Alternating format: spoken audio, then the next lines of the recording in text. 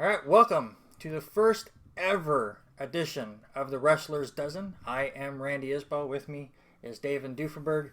If you scour YouTube out of the hundreds and billions of episodes out there, you have seen us do a WrestleMania trivia game. I only bring that up because I did win that. It was fake news. Didn't happen. It's also not on this YouTube page, so maybe I'll link it later. I don't know. That's a lot of work. Anyways, on this page you can see the 2 episodes I did with Sean Garmer, where we did the Gamers Dozen. Same kind of concept. We're going to rank a bunch of wrestling stuff. We're going to miss out on a lot of things. You're going to disagree with us a lot. We're going to disagree with each other. That's the whole point of lists, and that's why we wanted to do it this way, so you can kind of see the arguments that happen while trying to come up with a top 10 list, or in this case, a top dozen. So, of course, leave a comment, like, subscribe, do all the other YouTube stuff. But in the end, this is our list, not yours. We would love to hear yours, but for now... If you don't disagree, you don't have a mind. That's true. We're not going to agree. It's wrestling. I can guarantee you. We have 15 matches here, and our first list is for the top SummerSlam matches, as SummerSlam is this Sunday. Well, will be this Sunday. Spoilers, we're recording this a bit early because I don't know how long it's going to be to edit. But SummerSlam is this Sunday as far as the recording goes. And plans could change for their show as far as we know if it was the Monday before. Right. So. if they decide to make SummerSlam, a Tuesday in Texas kind of a thing, I apologize. It will be long. That is true. Not as long as this show, I hope. Hopefully this is not that long. I have to work in the morning. So I have 15 matches here. We're going to cut it down to the top 12. We're going to rank them all. And we're going to do this in chronological order. So get ready to hear this man's name a lot. Our first match, 1991. Bret Hart versus Mr. Perfect for the Intercontinental Championship. The champion going in was Mr. Perfect. The winner, of course, was Bret the Hitman Hart, kind of a big match in his singles career. He became the new IC champ on pinfall. Some stats here. It went 18 minutes and 4 seconds, and Dave Meltzer gave it 4 stars. Dave, what did you think of this one? I loved it. I remember seeing it as a kid. So I was probably, 7, 8 years old at the time. But I started watching wrestling WrestleMania 3, and I always loved Dragon, Steamboat, and Macho Man because of just the wrestling, and this match reminded me of it. It's basic story of 2 guys, just one wanting to be better than the other, and it stands the test of time for sure. Because 1991, that was 18 years ago? God, so long. 18. Oh, 18 years ago. 28 years ago. Oh my God. So long. It's not 2009. But yeah, to me, this was just before I got really into wrestling. So going back and watching this was fantastic. I was more 93, 94 range, I think, is when I got completely hooked on wrestling. Wrestling was a thing. I had wrestling figures, I remember, when I was a little kid. But I didn't watch it every week until later on. So I missed this live, but going back and seeing where it was in time, I think it was a sign of things to come because, of course, in the late 80s, early 90s, wrestling was a big man's game. Yeah. And even here, the Intercontinental Championship, if you ever go watch any of the documentaries, I always said that was the Workman's Championship, and it showed right here. This is going to be up really high on our list, I think.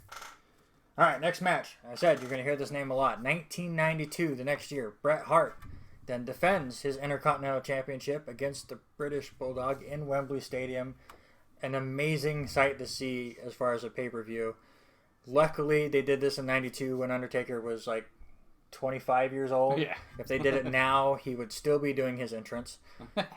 The match goes 25 minutes and 4 seconds before the British Bulldog, what is it, small cradle? I don't remember how to say that. He blocked a sunset flip into a predicament. very tight package move thing to win the Intercontinental Championship.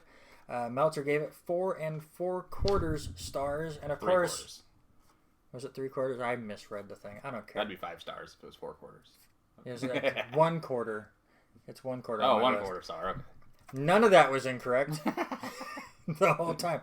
Anyways, so if I remember right, this one was the main event live, and then when they showed it to us stupid Americans, the Macho Man match was the main event, and this went on before, but again, fantastic match. Told a great story. Obviously, they are brothers-in-law, and so they played into that a ton, showing Bret's sister in the crowd 80 times in that match. Great technical match, and a big match for the British Bulldog, who this probably was his best match ever. By far. I remember watching it when we came up with this list. This was the first match I wrote down because it was my favorite as a kid. And I just remember the scene. And even Lennox Lewis carried the flag out for the Bulldog. I had no idea who it was at the time, but you could just tell it was a big moment for them. And then once again, like, I'll just try to say 18 years later. But it's not. But it's not. But yeah, it just still holds up. And if a match can hold up for that long, then obviously they did something special back then. Mm-hmm. Absolutely. Let's go to 1994 and get away from Bret Hart for a minute. His match on the same card is going to be talked about in a second. We're going to talk about the only women's match that made our cut, and that was Alundra Blaze versus Bull Nakano for the WWF at the time Women's Championship. Alundra Blaze was able to defend her title in a match of 8 minutes and 10 seconds. Meltzer gave it 3 1/4 stars. And to me, this was a women's match way ahead of its time. I know you look at the likes of Sasha Banks and Charlotte, and they've had a good SummerSlam match that almost made the cut too. But to me, for a match that came out so long ago, 25 years ago now. 15. Stop it. Okay. Back when women's wrestling was a joke. Back then, you'd get one women's wrestling match a quarter. Bertha Faye sitting on your head. It was So we go from Bertha Faye and that kind of stuff, kind of joke wrestling, to the over scandalized late 90s, early 2000s, before finally women are getting the respect that they deserve. Yeah. And they're putting on these great matches. But to me, go back and watch this match again. It only goes 8 minutes, but it was fantastic technical wrestling between these two. Yeah, because I know the star rating isn't as high as people would think, but back then, crowd interaction was part of it, their reaction. But I don't think the fans knew what they were seeing. Mm-mm. Like if that match happened today, it'd probably get 4 1/4, if not more. It's just really, really good. Like the Japanese women know what they're doing. Alundra Blaze was a fish out of water because she actually knew how to wrestle. No other women at the time did. By the way, if you ever wanted to know where Mojo Rawley got his face paint design from, Bull Nakano. Yes, plagiarism. All right, let's stay in 1994 and go back to the Hitman. He fought his brother-in-law in 92. This time he fights his own brother, Owen Hart, just months after their fantastic WrestleMania 10 match. This time in a steel cage for the World Heavyweight Championship. Bret Hart was able to retain in 32 minutes and 17 seconds by escaping the cage. And, of course, Dave Meltzer gives us 5 stars. Oh, yeah. Well deserved. I remember I followed wrestling as a kid, of course, and I'd get the wrestling magazines. And, of course, I knew Bret won. But when the tape was finally out to be able to be rented, TR Video, miss you. But there were so many times during the match I was like, I know I read that Bret Hart won. Like, how is Owen not going to escape the cage here? And it was just the drama throughout, and it just gripped you from the start. It wasn't the violent, bloody steel cages from the past. It was just pure science, psychology, and once again, all these years still holds up. Yeah, they play to the crowd great. There are times, I think, like when I watched this as a teenager, I mean, well, this is overrated just because some of the theatrics are a little over the top. But if you go back and watch it now and just enjoy it for what it is, it's so fantastic. I just loved all the diving at each other to try to make the save. They used the door more than I think any other steel cage match has ever used, which has always baffled me. It's the easiest way to escape the cage. Just go that way. But it's just so good. All right, so that is the old age. It's the Bret Hart age. Yeah. So let's just kind of quickly tier these. Let's go 3 tiers, and then we can rank them later. I'm going to guess all 3 Bret Hart matches are in the top tier. Yeah. And again, I mostly wanted to bring up Alundra Blaze and Bull Nakano to hopefully spread the word. It's a good match. I don't know with some of the matches we have coming up if it's going to make the cut. So 3rd tier? Yeah. Yeah.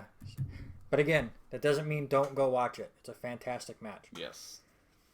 And now let's go to the Attitude Era. And in a match that was not as well like technical wise, but just storytelling wise was fantastic. 1997, the champion Undertaker took on Bret Hart with a special referee of Shawn Michaels, where what was the stipulation? If Shawn Michaels screwed over Bret Hart, he was fired from the company, and if Bret Hart lost, he could never wrestle in America again. Yes. Right? That sounds right. Anyways, Bret Hart does win after coaxing Shawn Michaels to swing a chair, getting out of the way, where he hits The Undertaker and sets up a ton of stuff that fall.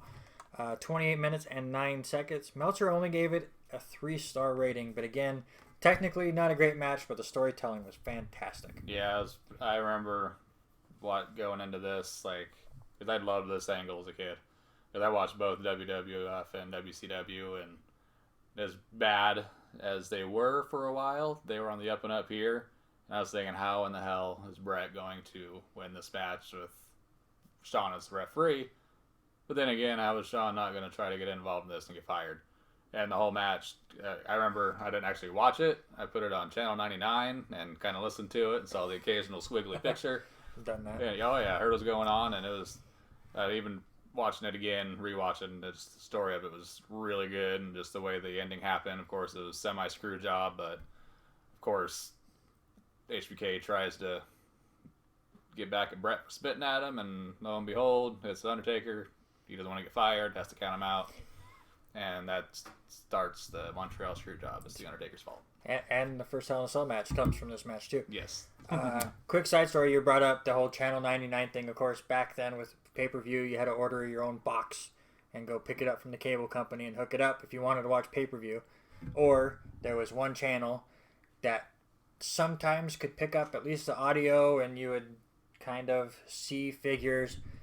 Most kids probably watched it for different kind of pay-per-view shows. Mm-hmm. Us wrestling fans. Shame. Yeah, us wrestling fans would listening to those pay-per-views. First time I did that, Royal Rumble 95. Huge Shawn Michaels fan. Heard that he went over to the top rope. Got really mad. Turned it off. Watched Raw the next day and was really confused. It's like the Heidi game. It's so good. All right, 1998 Intercontinental Championship match, and one of a few ladder matches that we watched as far as coming up with our top 15. Ladder matches are huge in SummerSlam. I think we only have 2 that made the cut, but this one definitely is fantastic between Triple H and The Rock. The Rock going in as champion. Triple H is able to win the IC title in 26 minutes and 1 second. Meltzer gives it 4 1/4 stars. This was DX versus the Nation of Domination, the China and Mark Henry love story thing, awkwardness. It all involved, but honestly, the match is just so good. Skip the entrances. The DX rendition by the original band that does it's not good.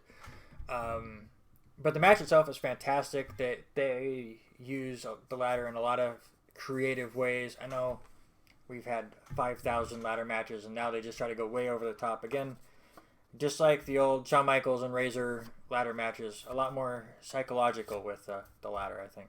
Yeah, and you could tell with the crowd, too. That's when, not long before, The Rock had his babyface turn, and you could tell the people loved The Rock. The people also loved Triple H at the time. You could tell he was going to be moving up, and it was just like the crowd. I believe it was at MSG, wasn't it? Yep. Yeah, you could tell the crowd was just loving everything they did. And even more impressive that Triple H tore his knee up in the match and finished it. And you could just tell, I think it's not long before the end when both guys were just laying there looking up. It just had that big match feel. Mm-hmm. Absolutely fantastic. Yes. And again, the coming out story for both guys, as you just said. Let's go to the other ladder match in 2000. Edge and Christian versus the Dudley Boys versus the Hardy Boys in a triple threat. First ever TLC match. Edge and Christian retain their titles in 14 minutes and 51 seconds. Actually, the third shortest match I think we have on the show. Meltzer gives it 4.5 stars. And I say first ever in quotes because really their WrestleMania match was a TLC match. They just hadn't called it that yet. And This is why I think, Doof, you and I are going to argue about this a lot. I don't like this match as much as their first WrestleMania match. Yeah. I do like it better than their second WrestleMania match. I think that trilogy kind of dropped off a little bit. So that's why I don't like this one as much, even though technically it is the first TLC match. It didn't have that big, shocking factor as I think WrestleMania did. Yeah, like I enjoyed it a lot because when you said the match time, I was surprised because they did so much in 14 minutes. If you would have said 22 minutes, I would have been like, yeah, that sounds about right. But yeah, I loved it because it was just an absolute train wreck. But I could also, it's one of those matches that are polarizing to people because yeah, it started the death-defying stuff going on, and at the same time, if people absolutely love it, you can't say they're wrong. But if they dislike it, you can actually see their point. All right. And that's one of those where I loved it. You did. Yes. So we're going to get into that. We got these three now. Let's tier these up. Okay. Bret Hart and Undertaker. I think that's second tier to me. It might be low second tier. Again, Yeah. great storytelling. Not the best not the best Bret Hart match, that's for sure. Triple H and The Rock. This teeters on top tier. Yeah. If it gets knocked off of there, it's top of the second tier. Absolutely. Sure. And then, I'm sorry, but the first TLC match is second tier at best. Yeah. To me. Yeah. You okay with that? Yeah. Wow, we haven't fought yet. Wait till we have to get Pacific. All right. Now let's get into a match that I am deciding to do this show has like brought me back to some of these matches that I didn't realize were this good. 2001, Kurt Angle versus Steve Austin in the middle of the whole Invasion angle, which was a train wreck. This match was a train wreck in the best possible way, but it was for the WWF World Heavyweight Championship. Steve Austin going in as the champion. Kurt Angle picks up the win, but by DQ, as Steve Austin took out 3 referees in vicious fashion, but then was hit with the Angle Slam, was set for the pin when Nick Patrick ran out, faked the pinfall, called for the bell for the... I mean, he should have been DQ'd, should have Austin, but they had the WCW ref do it, felt dirty, and it was great. 22 minutes and 30 seconds, Meltzer gave it 4.5 stars. Yeah, because it's the match neither one of us had seen, actually, because I was researching matches and saw this was 4.5 stars. Like, oh, let's give it a whirl. I've heard good things, and holy crap, was it ever good. Like, even just Austin's entrance, I think he had his Disturbed theme or something. Yeah, on the network, it's generic Austin theme 3, but... It was like, right when he came out, he was just kind of slow and staring down Angle, and Angle hops out of the ring, and he's standing just at ringside staring down the ramp, and it was just... Like, you're just like, holy crap, this feels like real. They're just going to kill each other, and it just never let off that pace. Just that entrance alone just set the tone, and I was like, holy hell, this is awesome. And I forgot how good Austin is as a heel. Yeah. He's so good, and it's just his demeanor, like the way he walks almost, is so different. I mean, if you go back and watch some of his Ringmaster stuff, or obviously WrestleMania 13 against Bret Hart, or even go back to Stunning Steve Austin in WCW, I've been watching a lot of those matches, as we're going to do another show later on that he's a part of a lot. Just the swagger that he has is so fantastic, and this is brutal. And this was back when like all the main events were bloody, and this one was no different. Fantastic match. I'm glad we went back and watched that one. So Angle goes from a World Heavyweight Championship match to the opener of the next year, which you'd think is a downgrade, but if we ever come out with top 12 pay-per-views of all time, SummerSlam 2002 might be near the top of that list. Yeah. Like from top to bottom, all of that is so good. And it starts right here, Kurt Angle versus Rey Mysterio. It does only go 9 minutes and 20 seconds with Kurt Angle picking up the victory as he gets Rey Mysterio to tap out to the ankle lock.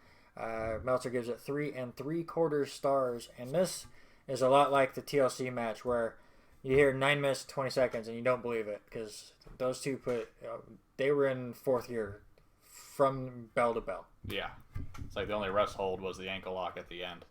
It was just Rey Mysterio popping out from under the ring. I think it was on his DVD. He said it took longer because he couldn't find his mask at first. So that's why his mask wasn't even done on at the start of it. So he's fumbling around for that, but obviously couldn't tell. But yeah, it was just a blast from the start, just the usual angle fire that no one can really match still. I think he was still the most intense guy in wrestling. I mean, not as much now.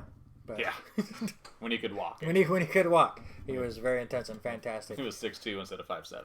I absolutely love Rey Mysterio, and this is not a huge knock, but I wish he just would have stuck with the generic masks. Every time he had a special mask, he drove me nuts because he had to fix it after every move, and it just took me out of the match. He was just always... And go back and watch some of the matches with him and Eddie, and it's just him the whole time. Which I'm sad. I just will mention it here that the Eddie Rey Mysterio ladder match for the custody of Dominic did not make our cut, just because the storyline was so outrageous. But that's a good match because he adjusted his mask 13 times. He did. Now, let's stay in 2002. This match is going to be hard to beat. I know a lot of people are going to hate both of us for it. I thought this was going to be a big fight. Triple H versus Shawn Michaels in the unsanctioned street fight. This is Shawn Michaels' return after 4 years of being out with a back injury. He does come out with the victory with the surprise roll-up pin at 27 minutes and 19 seconds. Meltzer only gives it 4 1/4 stars, but to me, the storytelling, the way they sold the back, I mean, knowing the story of Shawn Michaels and how much he's had back issues and how this was only supposed to be a one-and-done kind of match and how hard Triple H was going after the back and how great Shawn sold it. This match just, it's so good to me. And I will say I'm a huge Shawn Michaels fan. I'm a huge Triple H fan. That does play a little part in it, but obviously Shawn Michaels doesn't make it anywhere else on this list. So it's not like I'm just throwing matches out there. Shawn Michaels and Hulk Hogan is not on this list, okay? For valid reason. No, God, it's so bad.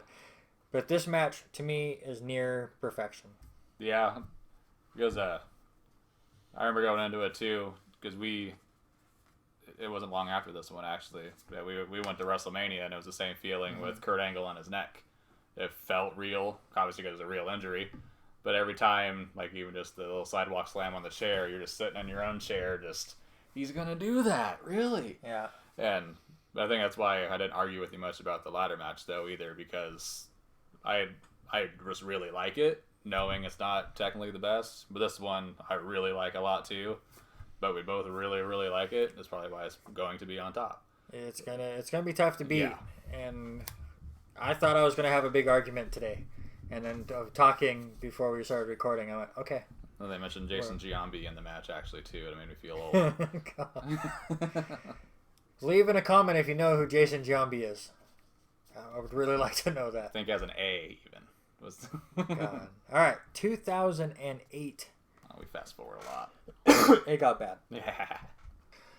The Undertaker versus Edge in a Hell in a Cell match. And I didn't realize this until I went back and got the match ratings and the time. Go look at the card of SummerSlam 2008. The Undertaker versus Edge was the main event. Had no titles involved. Would you like to know why? I think Triple H and Khali was one of them. Triple H and Khali was one, and it was CM Punk and JBL was the other title classic. match. And they didn't believe in CM Punk back then. Yeah. Fantastic title matches, let me tell you. 26 minutes, 41 seconds. Meltzer gives it 4.5 stars. The Undertaker wins with a pin, but then he wasn't finished as he then chokeslammed Edge straight to hell through the ring. Flames and all that stuff came through. Pretty good Hell in a Cell match. Yeah, I hadn't seen it before until just recently, and seen a lot of Hell in a Cell since then, like Triple H and Undertaker. But yeah, this match was really good. I don't know if it was just me, but I don't know if the crowd was as into it. I don't know if they were expecting more. I think they were probably expecting McFoley shenanigans or something flying up the cell, but yeah, it was just really good match. I totally forgot about Edge going through the ring, because obviously they were throughout the ring the whole time, so you don't feel like there's a setup coming, but you think he's going to get destroyed off a ladder. You know, they did show R-Truth winning back the 24/7 championship underneath the ring. I would love to see the camera under the ring for the guy that had to go unhook that trapdoor. Yeah. and how scared he was of like something going wrong. Also, I do have to say, Edge was one of those wrestlers that I did not give enough credit during his career. Like, obviously, he had the injury too soon and had to retire, and then they gave him the Hall of Fame the next year. And I'm going, well, Edge was fine. I mean, but why give him that treatment other than, you know, just a sad injury? And then I go back and watch some of these matches. Edge was really, really good. Yeah. Like, I just remember him back from the ENC stuff and all of that. But once he became a singles competitor and a main eventer, the guy was solid. All right, let's tier this group. Okay. This one's going to be tough. We're just going to do it quickly. Kurt Angle and Austin, top tier. Yeah. Triple H, Shawn Michaels, top tier. Yep. But I don't think those are too bad. Do either Kurt Angle and Rey Mysterio, Undertaker, Edge fall into the third tier? I think Angle and Mysterio. We'll go into the third tier. Damn it. I'm going to argue there's with myself. So many good matches. Yeah, once we have to start rating these, it's going to get brutal. All right, let's get into the more recent matches and go 2013. And I can't believe Brock Lesnar's been around for at least 6 years. Yeah.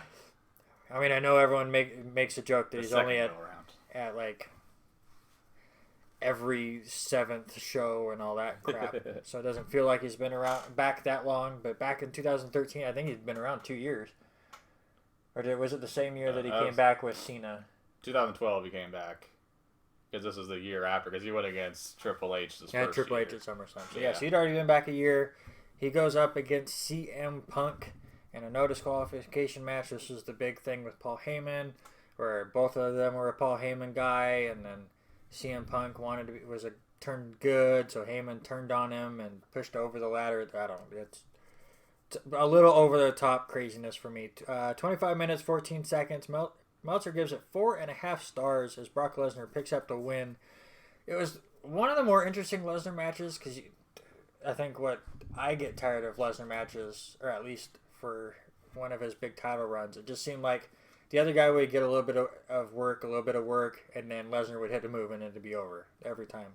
With this one, CM Punk actually had the advantage most of the match, and it was just the distraction of Paul Heyman that really cost him, and it was interesting to see Lesnar in a different kind of a role.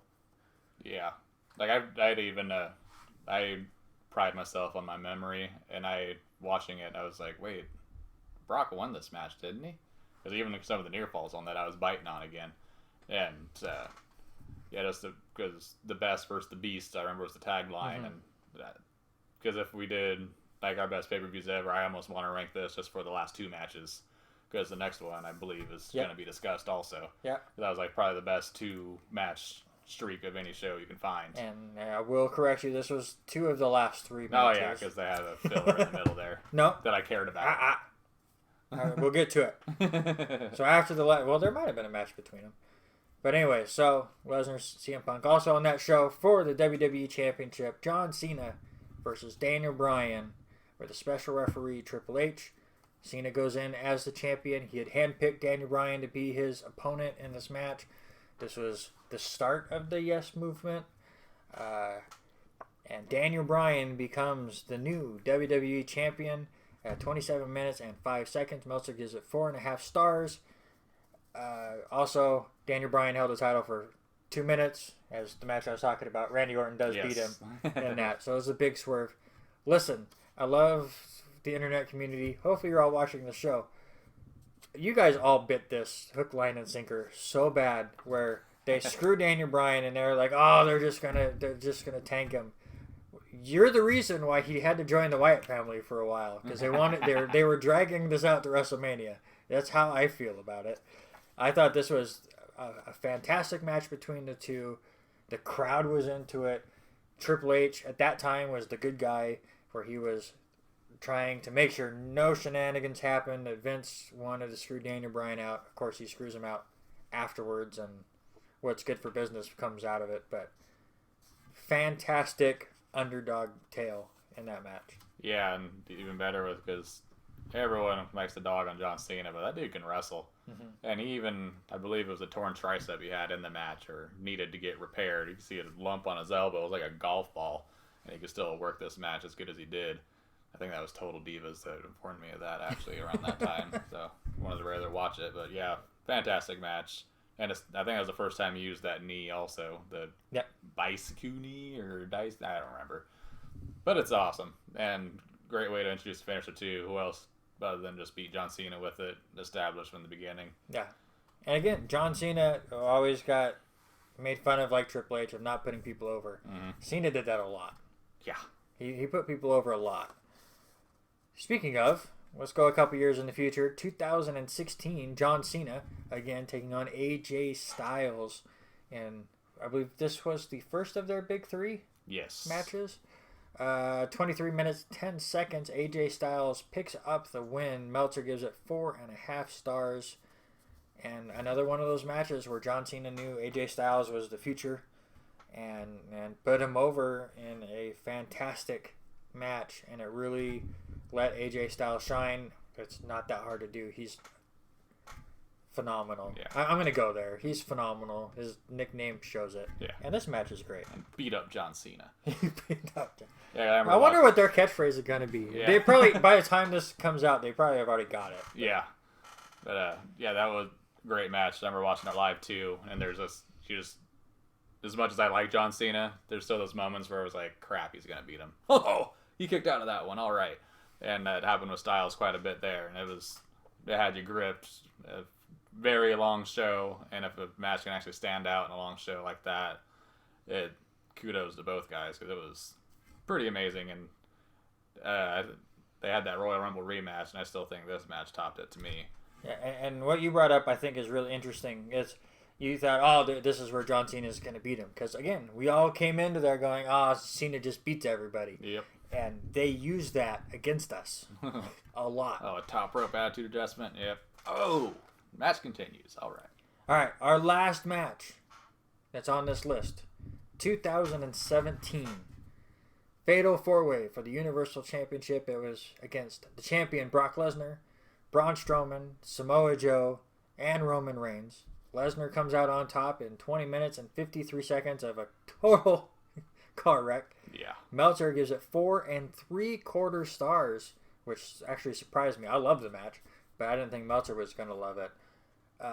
That is how you get a match with Brock Lesnar completely over, where he still's retaining, because at this point he's kind of in that middle of where the internet started to go, okay, we're done. Somebody beat him, please. Yeah. And just these four guys went ballistic on each other for 20 minutes. Nothing was safe. Everything was used. It was fantastic. Yeah, I think Geico ensured the match, or they should have. Yeah, it was definitely, they had the Paul Heyman fingerprints. Big move, big move, big move. Let the crowd soak it in a little bit. Let's do some more big moves. Hey, let's do another big move. And the crowd loved it. Yeah. Other than Samoa Joe doing them, can you name one actual wrestling hold that happened in that match? Boo. I would guess I'm pretty sure Samoa Joe did wrestling moves. I don't know if any of the other three did any, and it was still fantastic. Might have been a body slam. That's probably true. Something. Was it this match or the Royal Rumble match where Strowman potatoed Lesnar and Lesnar turned around and gave it right back? I think it was the Royal Rumble. I think it was the Royal Rumble match. I couldn't remember it. With Kane, I think, too. Yeah, that's right. That'll be on another list. Yeah. That was a great moment. That was not on this. Yeah. But all right. This is the toughest tier for me group to tier. Yeah.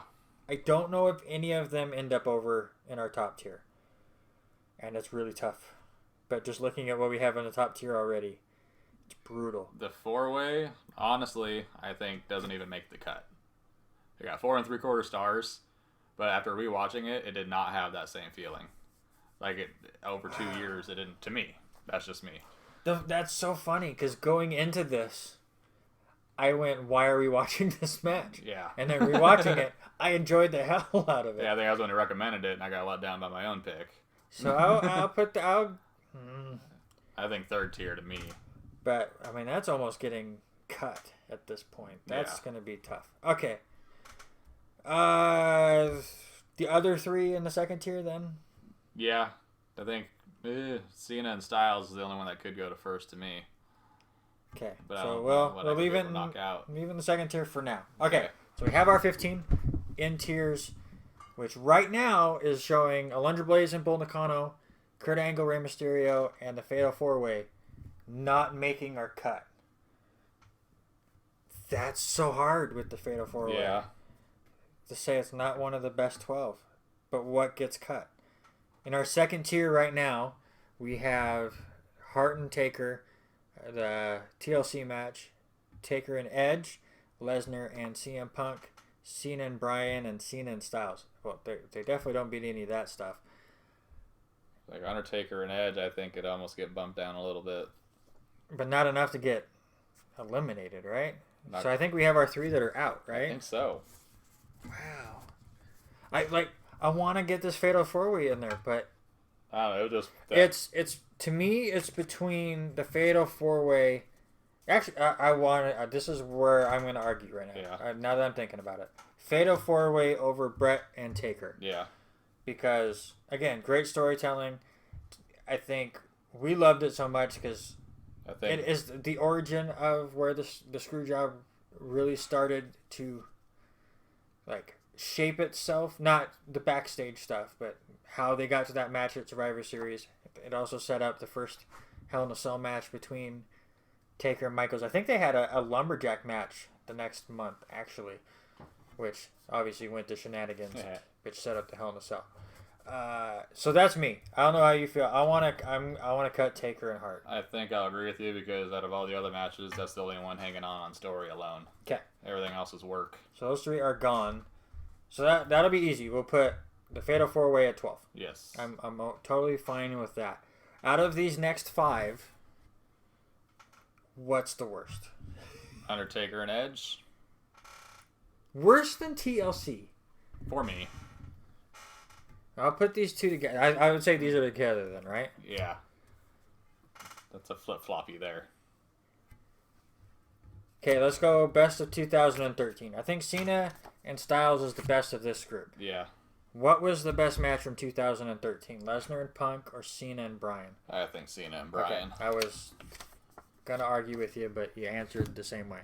So those 2 would be close because I'm just trying to get the debates later. Yeah. Okay, so now we look at our top 6.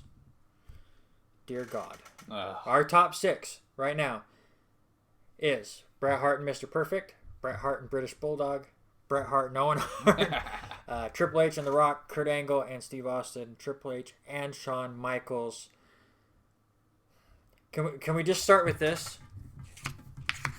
I'm just going to hand these to you right now. Okay. Rate the 3 Bret Hart matches. Rate the 3 Bret Hart matches. That's brutal enough. Oh, son of a gun. Explain your thinking while you do this. Well, Bret Hart and Bulldog, I think, will always be top to me. It was just, that's wrestling. Like, if I were to just define wrestling, it's that match. Oh, and Hart and Perfect, or Hart and Hart. I think the steel cage over the IC title match. Okay. The only thing I would change is that. Yeah. I would put Bret and Owen ahead of Hart and Bulldog. I want to do that. I want to put Perfect over Bulldog too.